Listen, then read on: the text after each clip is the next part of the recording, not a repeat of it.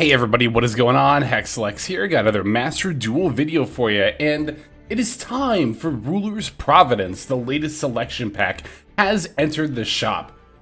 So as always, we're going to go through all of the new URs and review them. We'll be talking about how good each of these cards are, what decks they're used, and how many copies you'll need.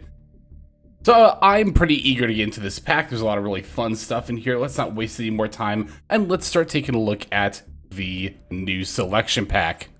Galatea I, the Orcust Automaton, is a very important new Link 1 monster for the Orcust deck.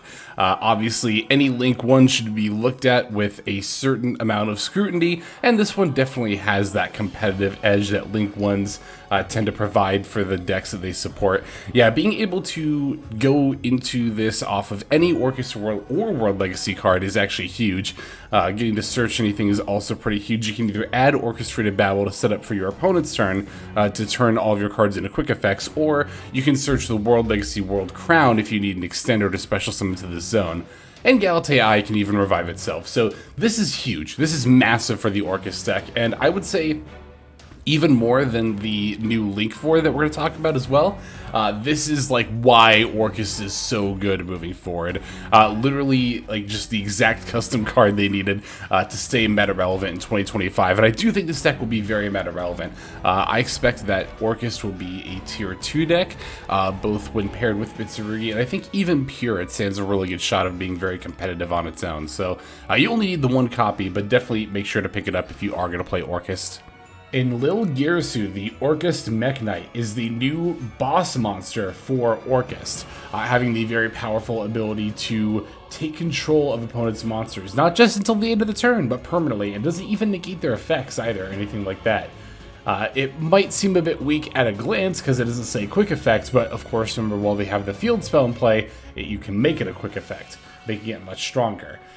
Now, Orcust, particularly when combined with Mitsurugi, I think is actually going to be a force to be reckoned with in this meta.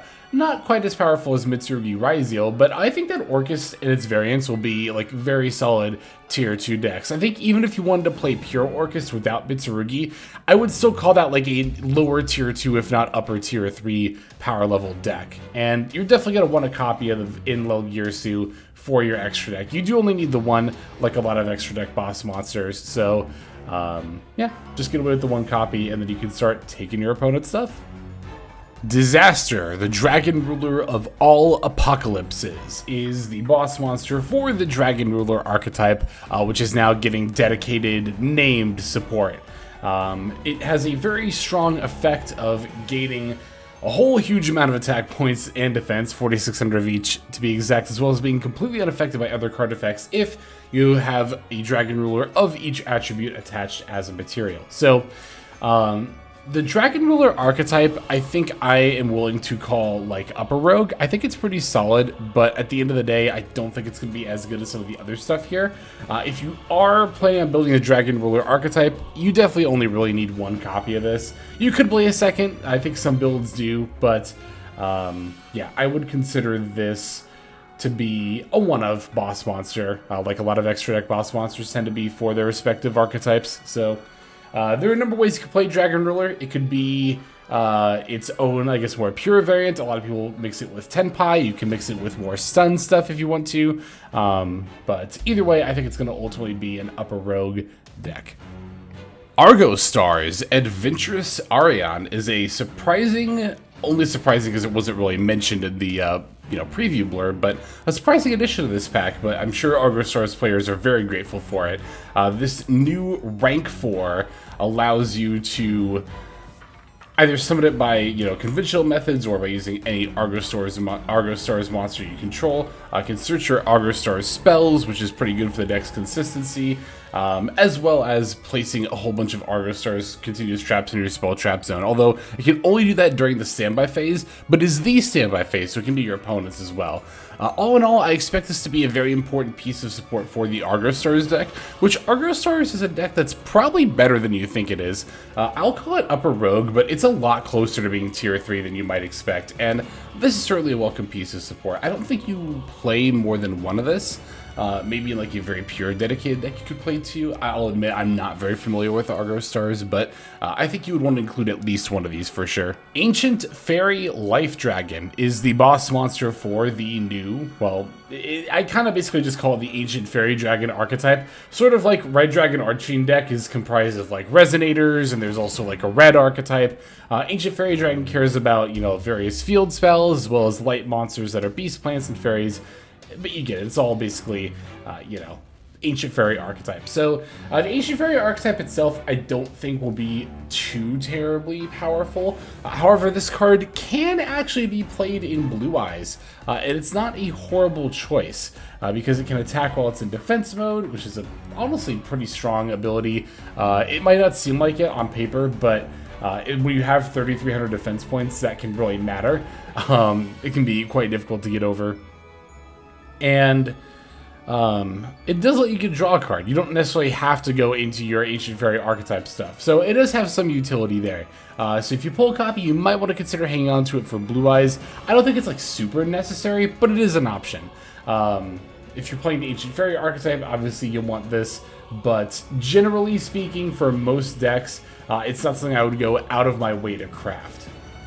Ame no Murakumo no Mitsurugi is the boss monster of the new Mitsurugi archetype. Well, one of the 3 main ritual monsters for it anyway.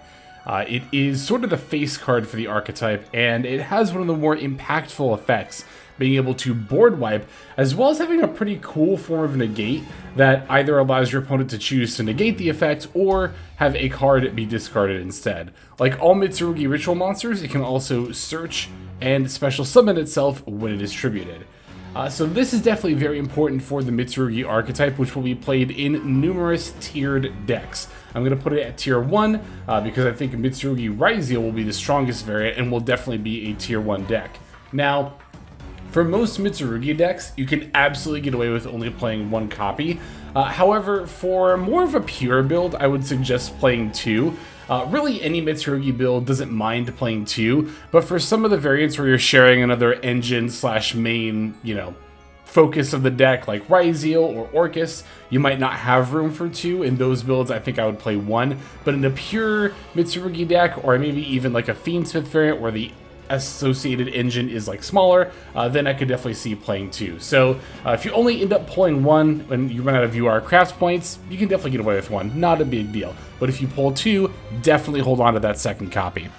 Ame no Habakiri no Mitsurugi. So this is going to be probably the most important piece of support for Mitsurugi. It doesn't have any flashy endboard effects, but as far as consistency buffing goes, this is by far, I think, the most important card for the deck. It's definitely a 3 of.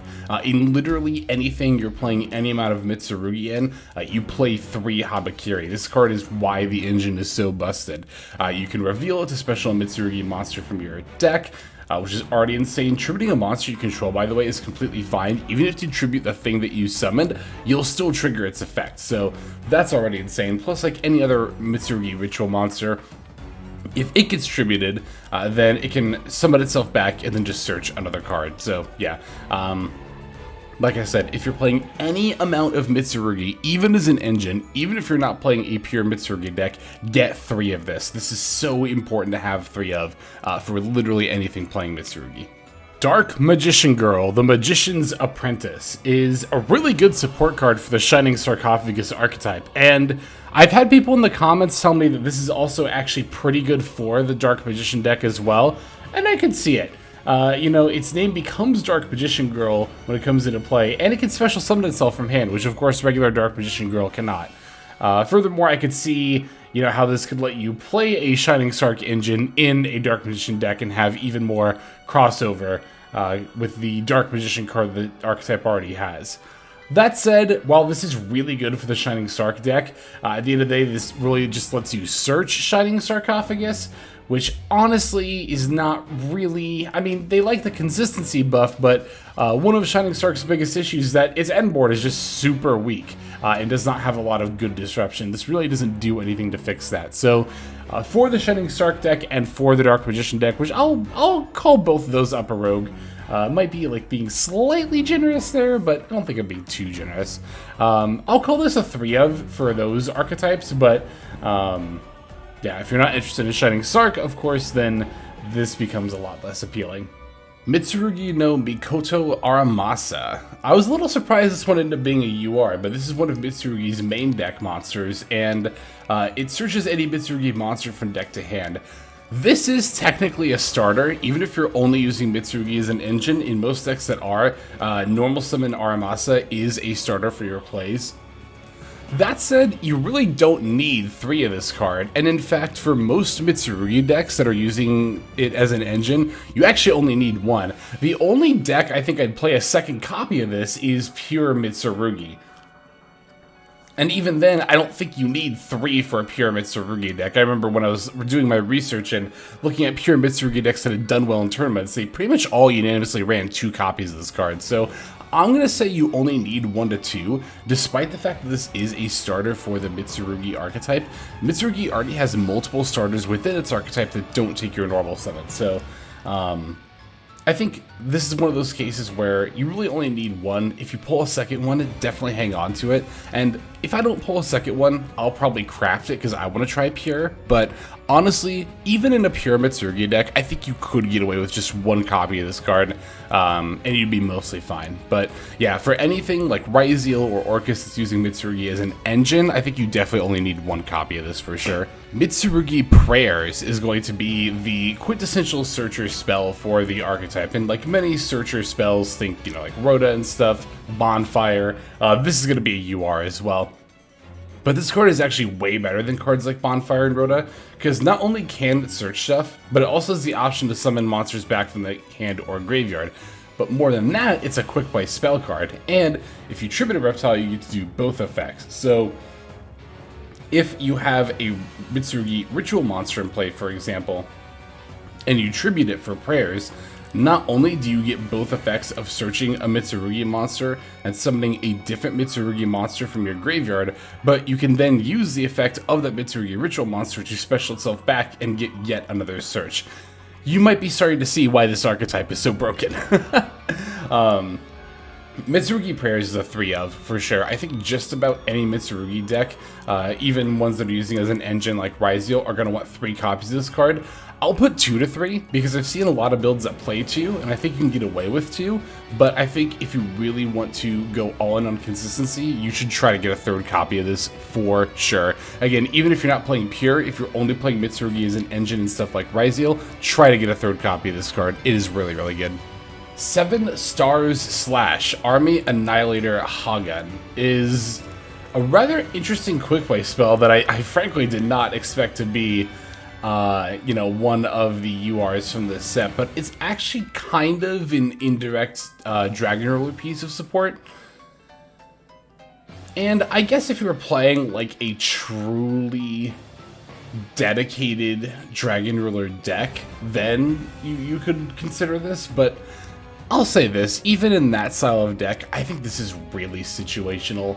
Of course, the idea is that you want to equip some of your Dragon Rulers with other of your Dragon Rulers to more than get the 700 attack buff. You're really just trying to get those monsters into the graveyard. Plus, if you're playing the Disaster, the Exceeds Dragon Ruler, the rank 7 boss monster, it's a decent way, I guess, of like getting more of those bodies available to you to, you know, activate its effect. But honestly, I really think this card is super mediocre. It's not even a Dragon Ruler card, so I don't think it's searchable within the archetype. And outside of Dragon Ruler, I don't think there's a ton of advantage to playing something like this. But even within Dragon Ruler, this card not being searchable really is going to make anything involving a 2-card combo. And I think that's too much to ask for such a weak effect. I would say just avoid this card. I don't really foresee this being played in any competitive decks moving forward, even Dragon Ruler where you're quote-unquote supposed to use it. I could be wrong, but I'm going to call this a casual level card and say 0 copies needed. If you pulled this, it's safe to dust it, in my opinion. Alright, that is gonna do it for this one. So thanks for checking out this video, super duper appreciate it. Hugely looking forward to building a ton of new decks with all of these URs, and I can't wait to show them all off for you. So definitely make sure that you subscribe if you're not already. That way you're kept up to date with all of the latest happenings with the new pack here on the channel. But that's gonna do it for now, so let us move on to our outro. Hey everybody, Hexlex here. Thank you so very much for watching all the way to the very end of the video, which by the way is one of the best ways to support the channel. Speaking of supporting the channel, take a look at the names on screen. These are folks who have been so generous as to either join as a YouTube member or subscribe over on patreon.com/Hexlex to support. There's also perks for doing so. If you would like to see YouTube videos early, as well as some exclusive videos that get uploaded to YouTube, but for one reason or another I decide not to publish, definitely go ahead and hit that join button to see content early, as well as some exclusive content. If you're looking for more exclusive content, over on patreon.com, I upload exclusive videos that are not posted on YouTube just about every single day. Whether you choose to subscribe over on Patreon, join as a YouTube member, or simply continue to watch, your support is greatly appreciated. Thank you so very much. But for now, this is Hexlex. I am signing out, and I hope that you have a fantastic day.